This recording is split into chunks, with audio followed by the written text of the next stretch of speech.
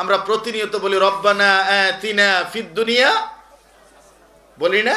আল্লাহ তুমি আমারে দুনিয়া দাও, আল্লাহ শিখিয়েছেন। আমরা অনেকে বলি বক্তব্যের মাঝে যে দুনিয়া চাওয়া যাবে না, না, আল্লাহ দুনিয়া চাইতে বলেছে, রব্বানা আতিনা ফিদ দুনিয়া, তারপরে বলছে আখিরাতের কথা। কিন্তু আল্লাহ এরপরে একটা শব্দ প্রয়োগ করেছেন হাসানা, কল্যাণকর দুনিয়া চাইবা। বান্দা তুমি পাও নাই, খাও নাই, এই হাউতাস না করিয়া যতটুকু পেয়েছো শুকরিয়া আদায় করো। সায়েন্স যারা পড়েন, ডাক্তার যারা আছেন তারা জানেন যে সুখটা হলো আপেক্ষিক ব্যাপার, মেনে নেওয়া। আপনি বলবেন যে না আমি সুখী আছি, বাস দ্যাটস এনাফ। আর যদি বলেন যে পাইলাম না, খাইলাম না, ওই যে বাই বাই খাই খাই টাই টাই করতে করতে জীবন শেষ। যত কোটিপতি আপনি যান, গিয়ে বলেন, ও দেখবেন বলবে যে না আমার অনেক টাকার দরকার, এই ব্যাংকে তো লস আছে, ওই ব্যবসায় লস আছে, তার চাহিদা শেষ নাই। যত আপনি যদি চাহিদা শেষ করতে না পারেন, তাহলে জীবনও সেই সংকলন করা সম্ভব নয়। সম্মানিত উপস্থিতি, দুনিয়ার হিরো আখিরাতের হিরোর ভিতরে তো রইলাম, পীর সাহেবের দ্বার গোড়ায় তো যাইতেই পারিনি। সময় তো অনেক গড়িয়ে গেছে, এই দিক দিয়ে বুড়িগঙ্গার পানি গড়াইতে গড়াইতে বঙ্গোপসাগরে চলে গেছে। কথা কি বুঝতে পারলেন? এই প্রতিজ্ঞা যতদিন এই জাতি না নিবেন, এই মানব সমাজ যতদিন পর্যন্ত এই প্রতিজ্ঞা না নিবেন, আমার সকাল হবে কোরআন তেলাওয়াতের মধ্য দিয়ে, এই জাতির কল্যাণ ততদিন হবে না। যেই জাতির বাবা মা রাত্রিবেলায় বলে এই বল্টু রাত্রি 12টা বেজে গেছে ঘুমাইতে যা, সকালবেলা গানের মাস্টার আসবে, নাচের মাস্টার আসবে, অথবা আসবে আপনার ওই ফিজিক্স কেমিস্ট্রির টিচার, একবারও বাবা মা বলে না আব্দুল্লাহ ঘুমাইতে যা, তোর সকালবেলা কিন্তু ফজর নামাজ পড়তে হবে, বলছে?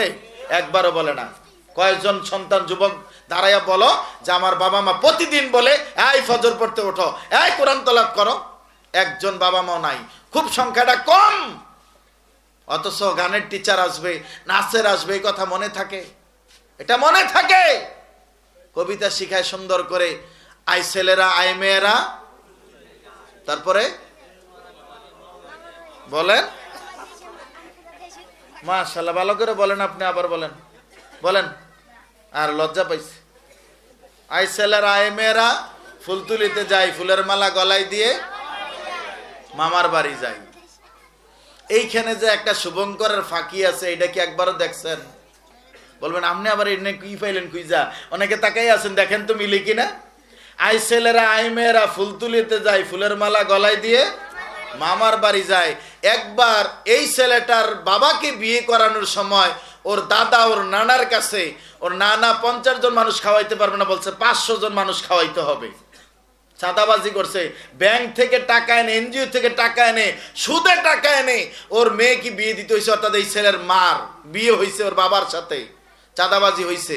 এখন কবিতা শিখাইছে আই ছেলেরা আই মেয়েরা ফুল তুলিতে যায়, ফুলের মালা গলায় দিয়ে মামার বাড়ি যায়। তার মানে কি ছেলে মেয়ে স্ত্রী নিয়ে যদি মামার বাড়ি যায় 5 কেজি চাল বেঁচে যাইবে।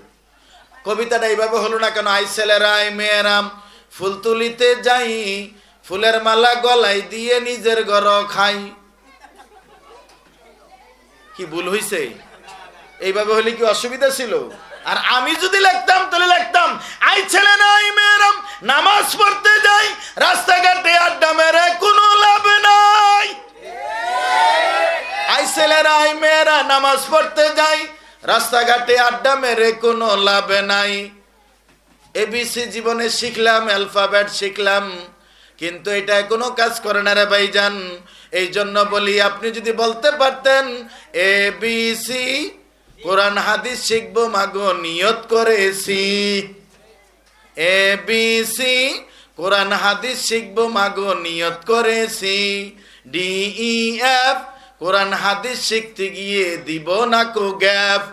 এইভাবে পুরোটা বলা যাবে, সময় নাই হাতে। কিন্তু সম্মানিত উপস্থিতি, সন্তানকে সেইভাবে গড়ে তুলতে পারেননি, যার কারণে আপনার সন্তান, আপনি যেখানে না খেয়ে না কাপড় পরিধান করে সন্তানকে গড়েছিলেন, আজকে ওই সন্তান চাকরি পেয়ে বিবাহ শাদী করে আপনার 2 হাত বেঁধে বৃদ্ধাশ্রমে দিয়ে এসেছে।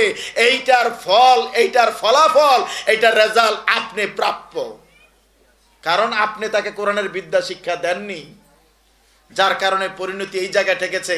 পৃথিবীতে আপনি জরিপ করেন কয়েকজন মসজিদের ইমাম সাহেবের বাবা মা বৃদ্ধাশ্রমে আছে? একজনও দেখাইতে পারবেন না। করোনা ভাইরাসে পৃথিবীর রাজা বাচ্চারা আইন করে দিল 10 জনের বেশি মসজিদে যাওয়া যাবে না, করে নাই? এই 10 জনের ভিতরে একজন ইমাম একজন মুয়াজ্জিন ছিল না, তাহলে বাকি রয়েছে কয়জন?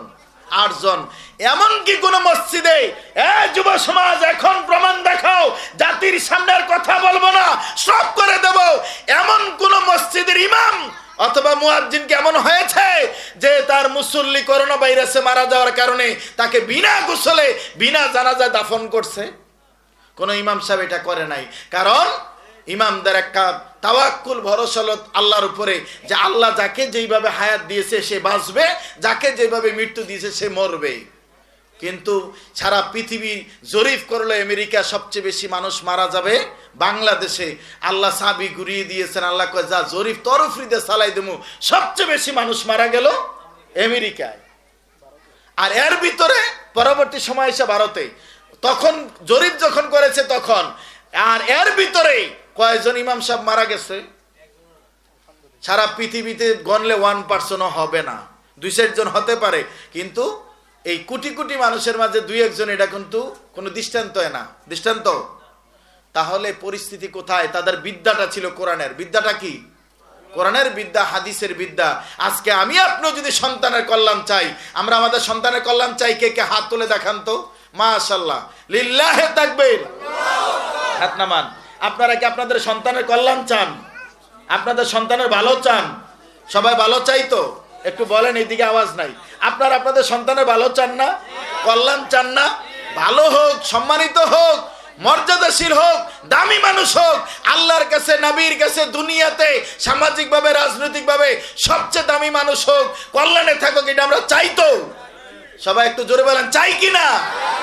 তাহলে প্রত্যেক বাবার প্রধান দায়িত্ব, একমাত্র দায়িত্ব হলো প্রাপ্তবয়স্ক ছেলেকে বিয়ে করিয়ে দেওয়া। কয় হুজুর এবার বাজার লাগছে, যুবকরা খুশি। কয় হুজুর এইটার উপরে ওয়াজ করেন। গত শুক্রবারে, আগের শুক্রবারে প্রসঙ্গক্রমে একটু বলছিলাম, খুতবার পরে কয়েক যুবক গিয়ে রুমে ঢুকছে, বলছে ওস্তাদ বিয়ের উপরে একটা খুতবা দেন, বাবারা বুঝে না। আপনারা হাসেন, বাস্তবতা এটাই। বলছে তুমি নিজের পায়ে দাঁড়াও তারপরে বিয়ে করে। এখন কি সে পরের পায়ে দাঁড়াই আছে? কি বলে না, নিজের পায়ে দাঁড়াও। এখন কি সে ঘোড়ার পা নিয়ে দাঁড়াই আছে না হাতির পা লাগাইছে? ও তো নিজের পায়ে আছে। ছোট্ট একটা উদাহরণ দেয়, আপনার একটা ছেলে একটা মেয়ে, আপনারা 2 জন, 4 জন মানুষ না? বাসা ভাড়া নিলে 3 রুমের নেওয়া লাগে। স্বামী স্ত্রী 1 রুমে, ছেলে বড় হয়েছে 1 রুমে, মেয়ে আর 1 রুমে, তাই না? আপনি যদি ছেলেটা বিয়ে করাইতেন, মেয়েটারে বিয়ে দিয়ে দিতেন, তাহলে আপনি 2 রুম ভাড়া নিলে সারে 3 রুম লাগে না। থিওরি দেখেন, আমি দিয়ে দেই। মেয়ে বড় হয়েছে, বিয়ে দিয়ে দিবেন, আরেক ছেলের কাছে চলে যাবে, আর ছেলের জন্য আরেকটা মেয়ে নিয়ে আসবেন।